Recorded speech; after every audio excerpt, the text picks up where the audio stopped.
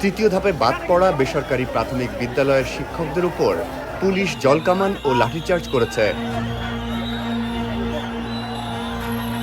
বেসরকারি প্রাথমিক বিদ্যালয় জাতীয়করণের দাবিতে শিক্ষকরা প্রধান উপদেষ্টার বাসভবন যমুনার দিকে যেতে গেলে এমন পরিস্থিতির সৃষ্টি হয়। এই ঘটনায় অন্তত ৫ জন আহত হয়েছেন।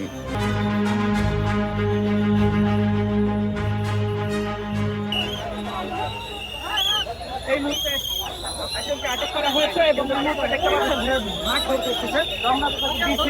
এই মুহূর্তে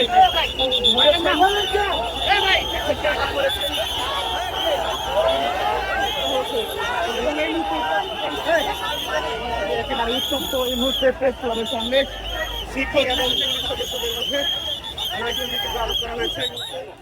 বাংলাদেশ বেসরকারি প্রাথমিক শিক্ষক সমিতির ব্যানারে জাতীয় প্রেস ক্লাবের সামনে অবস্থান নেয় আন্দোলনরত শিক্ষকরা।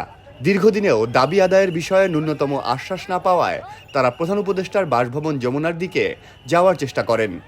বেসরকারি প্রাথমিক বিদ্যালয় শিক্ষকদের মিছিলটি কদম ফোয়ারার কাছাকাছি এলে পুলিশ তাদের বাধা দেয় এবং প্রতিনিধি দল বাসভবনে যাওয়ার জন্য বলেন, কিন্তু তারা রাজি হয়নি।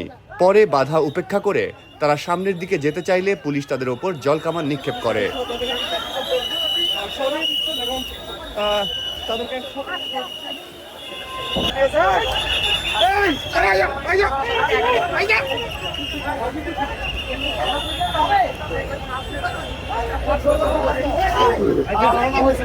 কিন্তু প্রতিমধ্যেই জলকামান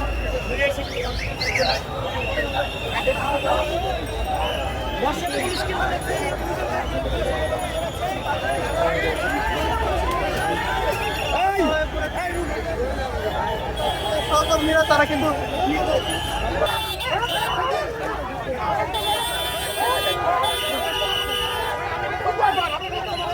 আমরা